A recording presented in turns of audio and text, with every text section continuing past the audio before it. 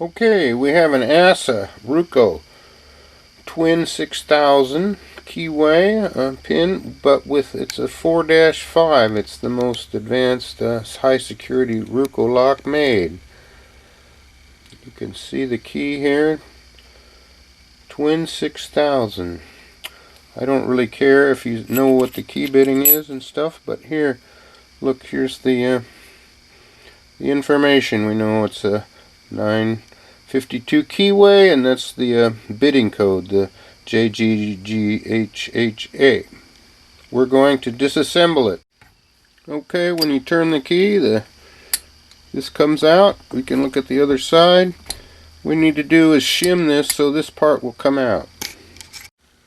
Okay, we have a shim down here under the locking bolt, because there's a rod goes up this way that's spring loaded, to see if we can pull it out. There we go. See, we had that shimmed. So now that part is out, and we have the locking bolt out, and you can see that part went up.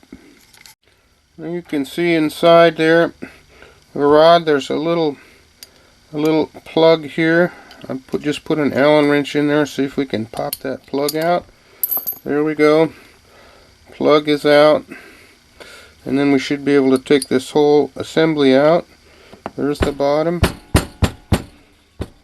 There's the spring. Now understand, when this part goes in, which I've taken these parts out, this goes in here, and when the key turns, it locks that in. Notice that it's spring loaded too, and of course that mechanism catches it so it doesn't fly out. Now we've gone down that hole with a long Allen wrench, pulled this bolt out, and we can take the key out, and look, the plate comes off the bottom here. Now we got the snowman core out. This is a snowman core, and it doesn't even have the old the plate on the top there, so we can't really pull it apart like a normal snowman core has a spring cap here. So in order to look inside the core, we're going to have to, the snowman core, we have to pull this plate off and then use a follower so we can take the key pins out. Well, we could use a follower here, but I also noticed that there's places on the bottom here. I may, I do have the thing out, so, well, we can follow it out, doesn't matter. That's fine, let's just follow it out.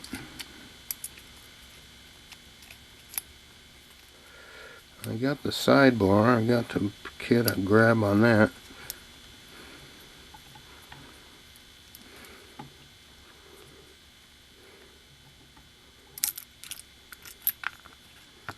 Well, we did a bad job. Well, that was a bit of a gutting disaster. Here's the sidebar. Looks like the two springs are still in place. Yep, sidebar goes in. It's good.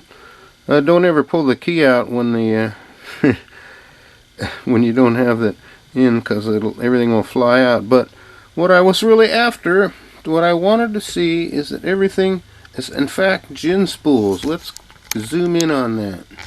Let's tighten in.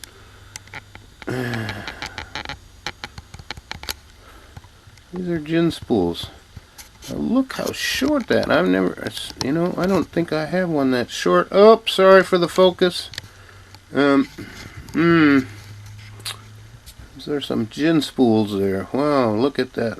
That is a really short gin spool. I've not seen one that short. That's amazing. I don't think the A one is that short. Let's see if I can get it up here under the camera. Where is it? It's in my palm. Yeah. Well, that is a really short gin spool.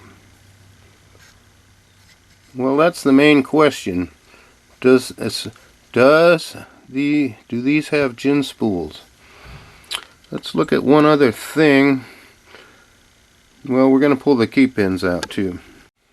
So I have the plug here in a nice plug holder. Let's take the key pins out.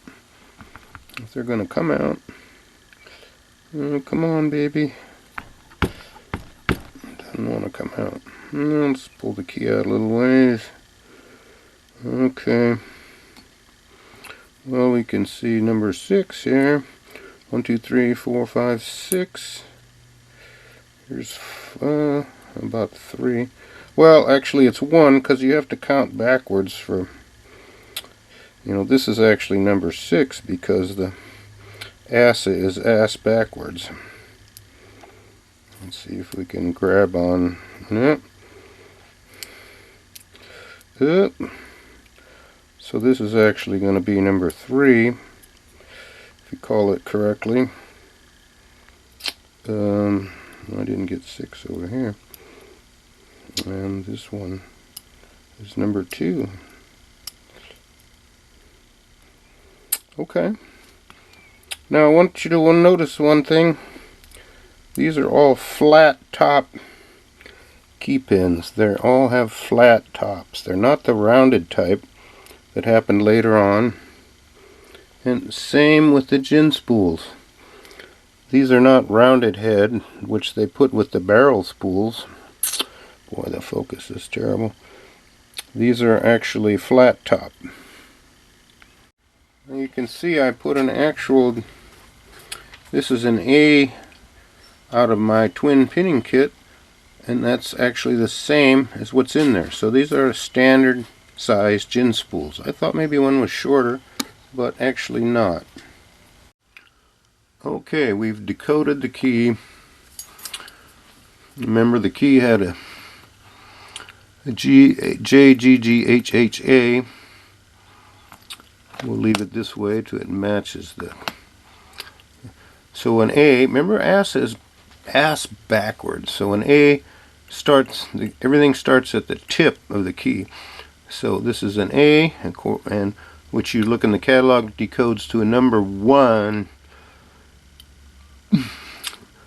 which requires an A driver. So this is a number 1, the deepest. H is a 3, which is here. 3 key pin, which uses a B driver.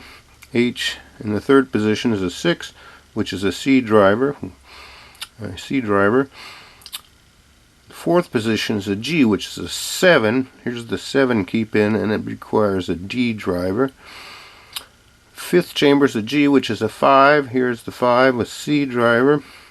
And J, chamber 6, requires a 2 driver, which is the little tiny one. Well, excuse me, requires an A driver, and it's a 2 key pin.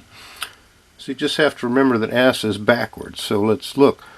This is a 1, 3, 6.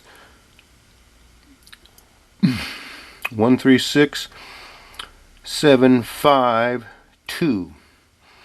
Remember, the cuts are backwards also. So 1 being the deepest cut. It's just backwards from Schlig, because and the normal stuff, because the deepest cut, the shallowest cut has the lowest number, but here the deepest cut has the lowest number. That's the way ASSA is. Okay, I screwed that all up. Let's look here. This is the ASSA blind code key decoder. These are the key cuts, or the pins, which match the key cuts, of course. And these are the chambers. So they did it backwards again. So in the chamber 6, we started out with an A. So here it is, A. So that's a number 1 key pin, or a number 1 key cut, same thing. In chamber 5, we had an H, which is a 3. So that's a 3. And the next one was an H again. So we have a 6. Then we went to a G. So now we're in a 7. And we had another G, which is 5. And then we had a J, which is a 2. So those are the correct key cuts. I want you to notice something else strange about this particular plug. They all have every chamber has the deep counter milling, like for gin spools. Even chamber 4, normally when you see a gin spool plug, it has the deep counter milling here, here, here. There is no counter milling in chamber 4, but in this case, for this particular snowman core, very, very old vintage, it has the deep counter milling. None of these are the barrel type counter milling. That's the double shallow counter milling. And also one other thing that I noticed was that I lied when I said some of these key pins were all flat top. This one here is actually a rounded top. Hard to get it to focus. But chambers 2, 3, 4, 5 all had rounded key pins, which was very unusual. So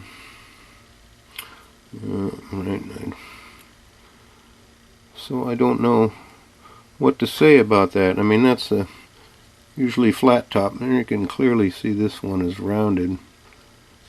Usually say that only in barrel type. Rounded, rounded, rounded.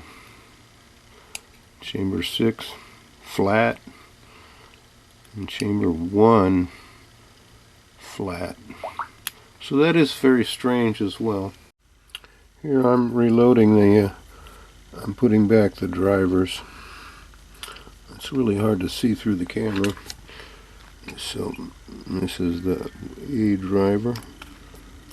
There we go. I used this easy loader that's made to work for Schlage, but it works alright with this. The spaces don't exactly line up, but it makes it a lot easier to put the pins in.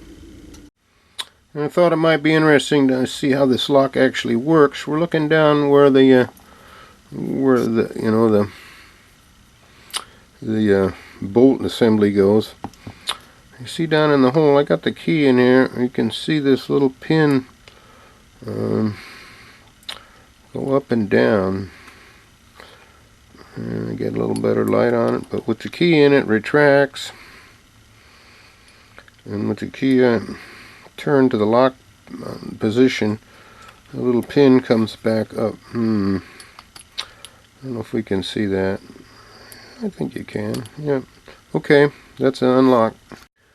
Now here inside the snowman core, here's the mechanism that drives that little pin up and down. I mean, this is the body of the lock where the snowman core would be. Okay, here's the mechanism. This is the pin with the spring that drives up. Here's what the key back of the plug goes in. Snowman core turns this.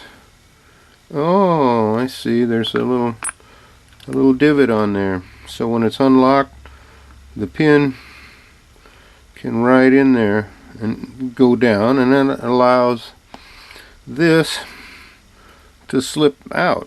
So normally it would catch in there, and that's how the lock mechanism works. I thought that was quite interesting.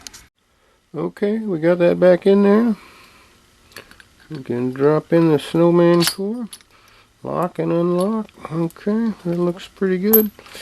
Pull the key out, go for the plate. Perfect. And we'll put the driver back in. We need the hex key. Boom. Okay, we got the plate screwed on. If we unlock it, well, see, we have to put the rest of this assembly back in, and we get our spring back in there, and we'll put that back together.